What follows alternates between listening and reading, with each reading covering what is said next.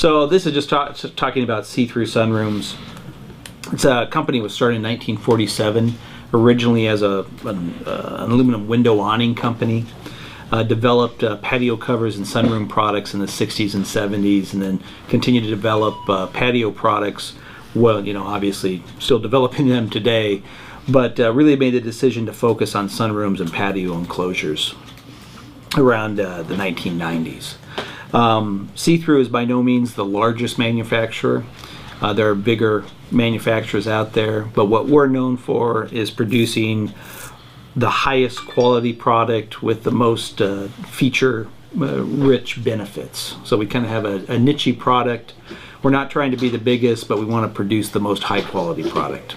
This just talks about, you know, sunroom is really 10 rooms in one. This might be good for a pitch book. But normally I found when homeowners have selected this product as something they're looking at, they have a perfectly clear vision of what they're going to use that room for. So the product types that we have. Curved eave sunroom. We're one of the few manufacturers that offer curved eave anymore. Curved eave sunrooms years ago were incredibly popular. I think architecturally they're starting to decline in popularity. The straight eave glass roof is much more popular, but you're still going to find people that maybe saw a curved eave sunroom at a Wendy's back in 1973 and have been dreaming about it ever since. So they're going to want this product. Straight eave sunroom, again, it's much more popular. I would say back in 2005, 80% of the glass roofs we sold were curved eave, 20% were straight eave. Today, that number is totally flip-flopped. So, gabled garden room. Don't stress too much about the terminology here. There's different terminologies for these rooms as you travel across the country.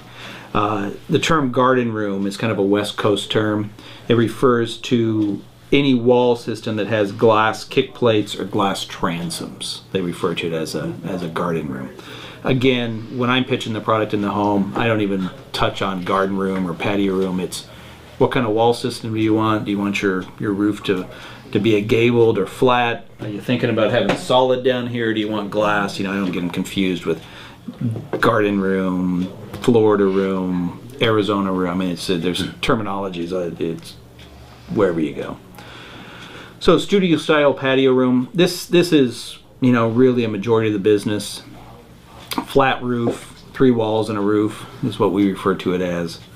So this is a walls under existing. This is becoming pretty popular, especially in California, where a lot of the newer homes that have patios built into them, so they're just coming in and putting walls under the existing.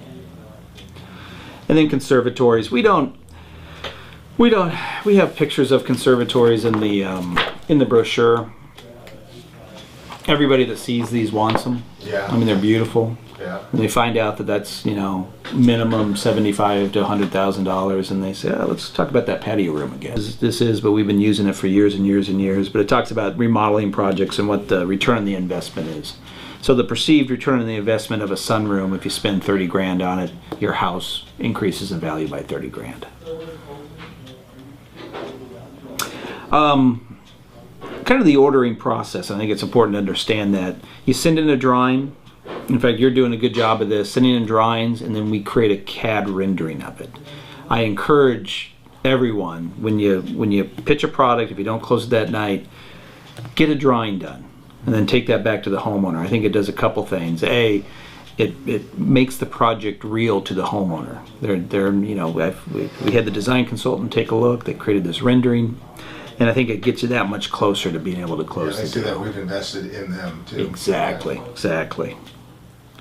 And you know, we don't charge. There's no charge for it. I have CAD guys. I'd rather keep them busy. So another nice thing about our system is all 3 wall systems are fully engineered. You probably have people out here selling 2-inch wall systems for a pretty inexpensive price. 2-inch wall systems cannot be engineered in the state. They just can't meet the wind requirements.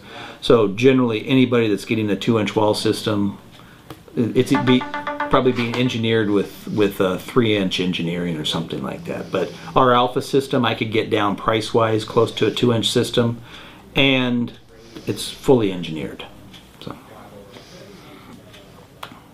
It's probably not that important, no. So, another thing that differentiates us from the rest of the competition is we produce a modularized system. So the room is 75% assembled in the factory. When it arrives to the job site, you're getting modules that arrive to the job site. So the basic installation is to lay the track, set the modules in. You could have that room installed in a day to a day and a half. Even for a big room?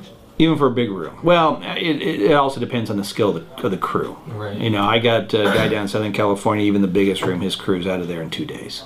He's got a crew though. Yeah, what about if it's a little bit off, as long as it's a little bigger than you thought? Because there's a really... Like where is there flexibility in the... Yeah. You're always going to have a little bit of solid at the bottom and solids at the sides.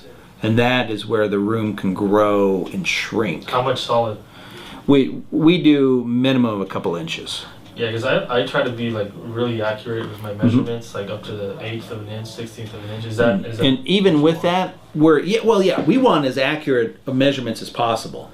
Even with the most incredibly accurate measurements, we're going to give you a little bit of solid because you never know if that house wall is like that, if it's like that, if it's like that. I'm trying to like replace that. an existing one now and match it to the foundation, and so I'm just kind of saying, well, it's better to be over at half an inch than under half an inch. Does that make a big difference? Or You know, if you give us the dimensions, we're going to lay it out, and again, you're always going to get that little bit of solid at the sides because you need that too for attachment purposes because you don't want to be attaching right into the windows. Okay, so there's some And flexibility. exactly. In fact, there's a tremendous amount of flexibility in our system. And what Now, about slope on the slabs? even if you have a glass kick plate, you're always going to end up with 3 inches of solid At the bottom for at slope? the bottom.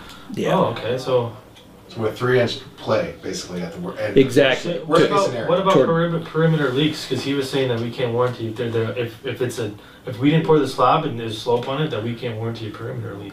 Well, I think that has more to do with there's nothing we could do as a manufacturer to prevent that. It's generally if it's not a brand new slab, you don't know if there are fissures in that slab. So I think that's probably what Dennis is talking about. Is he's concerned about just if. But a typical slope is less than 3 inches. Is that? Well, it depends on how long is the run. Yeah. So if you have a big slope, we'll specifically put that in the drawing and say we got a large slope, and you guys will Make kind of